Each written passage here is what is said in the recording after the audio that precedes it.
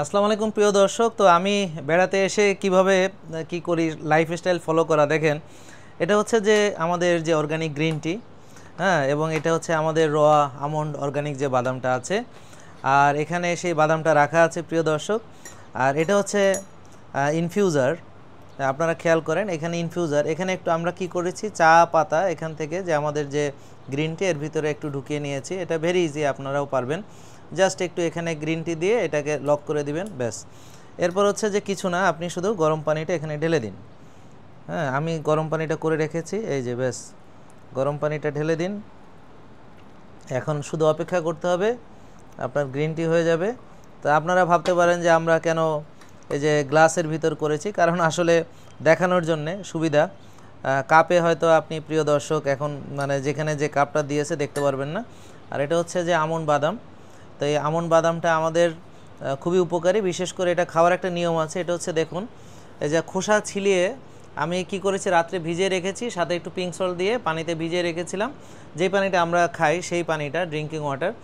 তারপর হচ্ছে যে এখানে আমি সকালে খোসা ছিলিয়ে এখন এই যে গ্রিন টির সঙ্গে এই বাদামটা আমি খাবো। তো আমরা কিছু সময় দিই, দেখবেন যে এটা কালার ছেড়ে দিবে ইনশাল্লাহ। ব্যাস 4-5 মিনিট রেখে দিন, দেখেন এই যে সুন্দর কালারটা একদম গ্রিন হয়ে গেছে। এই যে দেখেন একদম গ্রিন। আর এটা হচ্ছে যে আমাদের এই যে চা পাতাগুলো এই যে এখানে আছে, এই এটা পাতা হয়ে গেছে। হ্যাঁ, চায়ের এগুলো পাতা হয়ে গেছে। তো তারপরে আপনি এখানে 3 বার পানি দিতে পারবেন আরও। আর এখানে আমি জাস্ট একটু পিঙ্ক সল্ট অ্যাড করে নিচ্ছি, জাস্ট আমাদের এই যে অর্গানিক হিমালয়ান পিঙ্ক সল্ট। বেশি দিতে হয় না পিঙ্ক সল্ট, এখানে অল্প একটু অ্যাড করলেই হয়। ব্যাস এটা দিয়ে এখানে ঘোটা, এটা দিয়েও দেওয়া যাবে।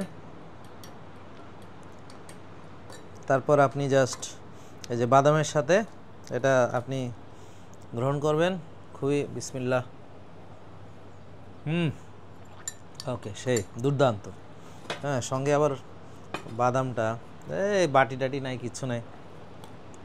আহ, চমৎকার।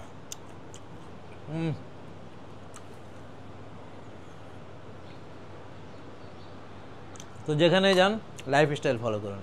ধন্যবাদ, ভালো থাকবেন, সুস্থ থাকবেন।